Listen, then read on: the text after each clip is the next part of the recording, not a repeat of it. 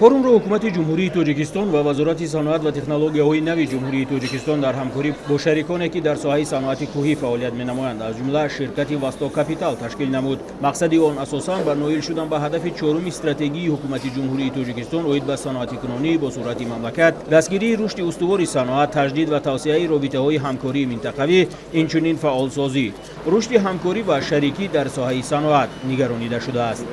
дар ин чорабинӣ зиёда аз 400 иштироккунанда ба қайд гирифта шудагӣ ва иштирок хоҳанд кард.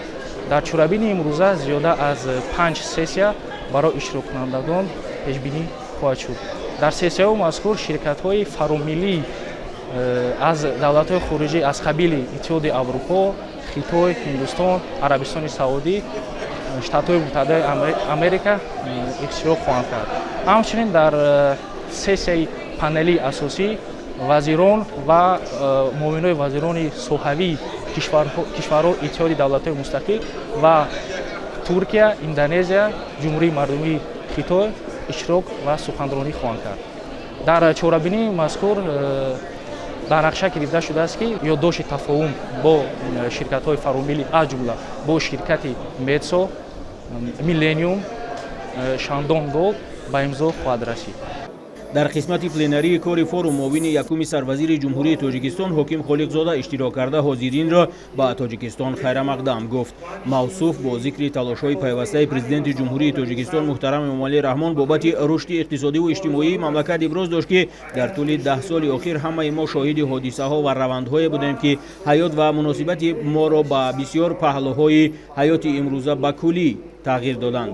мушкилотҳо ба монанди тағйирёбии иқлим, паҳншавии бемории сироятии COVID-19 ва муноқишаҳо дар қисматҳои гуногуни ҷаҳон ба сари инсоният омаданд. аз ин рӯ рушди технологияҳои нав, рақамикунонӣ ва инноватсия метавонад барои мо роҳҳои нави ҳалли мушкилот ва рушди устуворро боз кунад. тазаккур дода шуд ки барои баландбардоштани некуаҳволии мардум рушди устувори иқтисодӣ аз имконоти мавҷуда истифода бурдан муҳим аст. дар ин замина лоиҳаҳои ба рушд нигаронидашуда бо хусусиятҳои минтақавӣ ва тамаркузи инноватсия аҳамияти хоса доранд.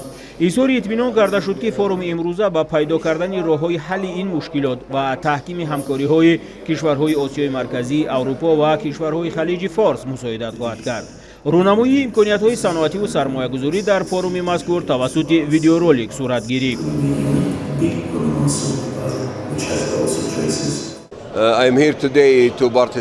дар пойтахти тоҷикистон як форуми хеле муҳими байналмилалӣ баргузор шуд ва барои ман иштирокчии чунин як чорабинии байналмилалӣ будан шарафи бузург аст. мехоҳам қайд намоям ки форум нахустин бор аст ки дар тоҷикистон баргузор мешавад ва барои ҳамаи иштирокчиён ин як имконияти хеле хуб барои табодули афкор ва табодули таҷриба бо дигар иштирокчиён ва ҳамчунин имконияти оғози ҳамкорӣ бо созмонҳои дигар мебошад.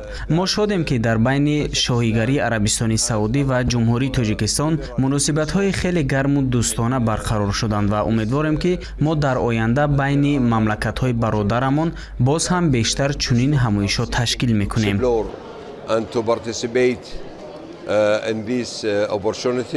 соҳаи саноати ангиш яке аз соҳаҳои асосӣ дар ҷумҳурӣ ба шумор меравад ки рушди иқтисоди ҷумҳурӣ ба он вобастагӣ дорад. ҳоло дар ҷумҳурӣ барои коркарди ангиш 17 корхонаҳо фаъолият менамоянд ки бо тарзи кушод ва зерзаминӣ фаъолияти худро ба роҳ мондаанд. соли равон барои таъмини маркази барқи гарми деҳаи шаҳри Душанбе беш аз 1 миллион тонн ангиш воридот карда мешавад ки ин барои таъмин намудани маркази барқи гарми Душанбе ва таъмини гарми бо ноҳияҳои шаҳри Душанбе зоида менамояд. барои сифати баланд кардан коркари зеризаминиро ба роҳ монем. барои коркари зеризаминӣ бо сармояи ватанию хориҷӣ мо ба роҳ мондагӣ ҳастем.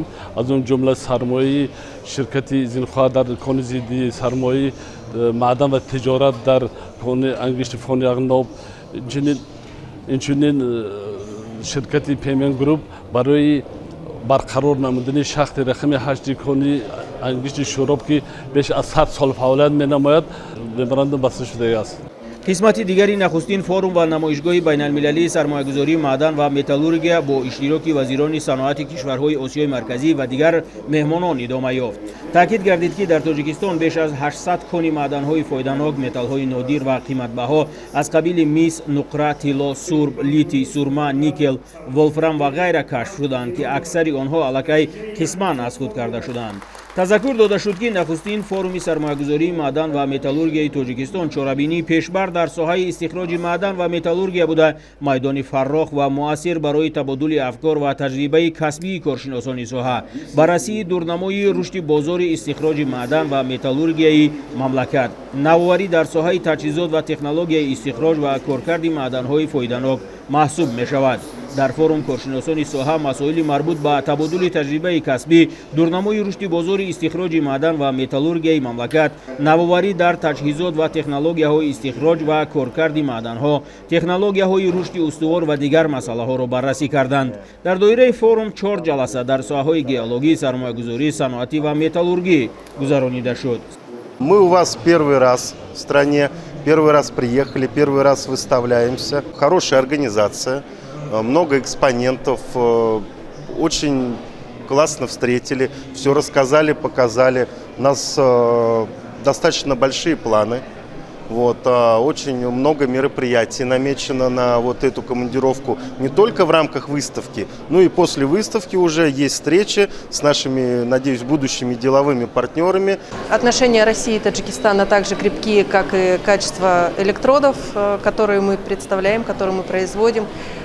Наш девиз с уважением к сварщикам, это относится не только к производству, а именно к тем отношениям партнерским, международным, деловым, которые мы хотим наладить. Мы знаем, что любое производство, оно должно быть крепким, надежным, и это мы гарантируем посредством своей продукции. намоишгоҳи саноатии тоҷикистон қисмати дигари форум ва намоишгоҳи байналмилалии сармоягузории маъдан ва металлургия дар душанберо комил сохт.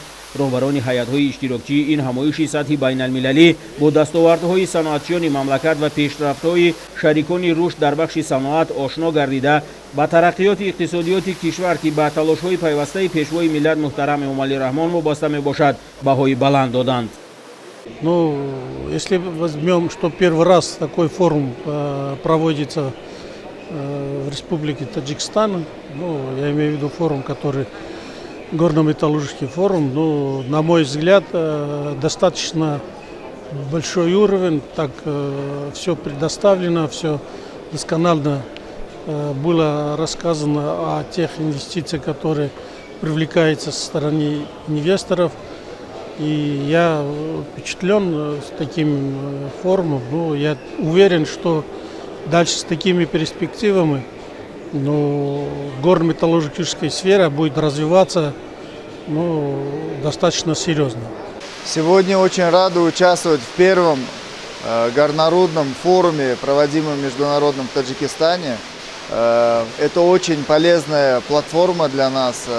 Мы сегодня встретили очень много наших международных партнеров. Здесь более 200 участников с разных стран.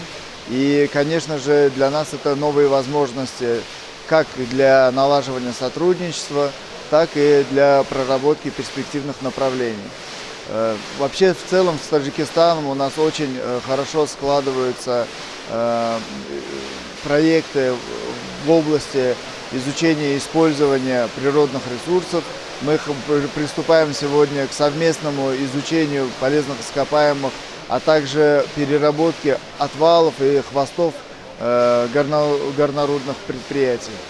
дар намоишгоҳ беш аз 200 роҳбари ширкатҳои бонуфузи истихроҷи маъдан ва металлургии тоҷикистону истеҳсолкунандагони муваффақи ватанӣ, молистеҳсолкунандагони давлатҳои осиёи марказӣ, ташаббускорони лоиҳаҳои сармоягузорӣ, ширкатҳои таҳиякунанда ва истеҳсолкунандагони таҷҳизоту технологияҳо барои корхонаҳо ва сармоягузорони байналмилалӣ технологияву таҷҳизоти пешрафтаи коркарди маъдан ва навгониҳои маъданро муаррифӣ карданд. таъкид гардид ки омили асосии афзоиши ҳаҷми умумии истеҳсоли маҳсулоти саноатӣ дар тоҷикистон афзоиши истеҳсоли маҳсулоти саноати кӯҳӣ, саноати коркарди партовҳо ва истеҳсоли ашёи хоми дуюмдараҷа мебошад. дар намоишгоҳ ширкатҳои бонуфуз ки мавқеи ҷаҳонӣ доранд молу маҳсулоти худро ба маърази дид гузоштанд. дар ин миён корхонаҳои тавлидотии кишвар ки ба истеҳсолоти саноатӣ сарукор доранд маҳсулоти худро ба намоиш гузоштанд. корхонаи қолинои душанбе соли 2022 ба фаъолият оғоз кард. соли 2023 хати нави истеҳсолӣ васл кардем ки он имкон медиҳад ки маҳсулоти қолинои душанбе бо сифати баланд ва рақобатпазир истеҳсол карда шавад. мо хело хурсанд ҳастем ки дар ин фабрикаи қолинҳои душанбе мо хело чизҳоро аз худ кардем.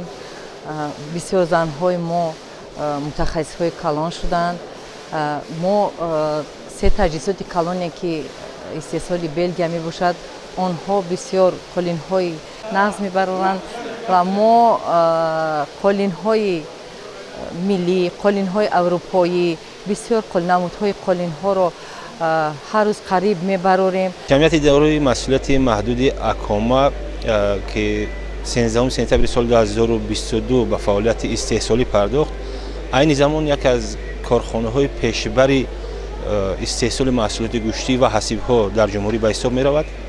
корхона дар давраҳои гуногун то 123 номгӯи маҳсулот истеҳсол намудааст ва айни ҳол ҳудуди 100 намуд ҳамарӯза ба бозори истеъмолӣ ворид карда мешавад. маҳсулоти мо ба тамоми минтақаҳои ҷумҳурӣ тақрибан паҳн карда мешавад, дастрас карда мешавад. бо дастгирии ҳидоятҳои бевоситаи пешвои муаззами миллат имрӯз намоишгоҳи саноатии ҷумҳурии Тоҷикистон баргузор гардида аз хориҷи кишвар меҳмонон ҳузур пазируфта, мо имрӯз молу маҳсулоти босифат аз ҷиҳати экологӣ тоза ба намоиш гузошта. мақсади асосии мо ин таъмин намудани бозори дохилии кишвар ҳамчунин содирот намудан ба хориҷи кишвар мебошад. изҳори итминон карда шуд ки нахустин форум ва намоишгоҳи байналмилалии сармоягузории маъдан ва металлургия ба баландбардоштани иқтидори сармоягузории соҳа ва таъмини ҳамкории муассир байни намояндагони ширкатҳои алоқаманд равона шудааст.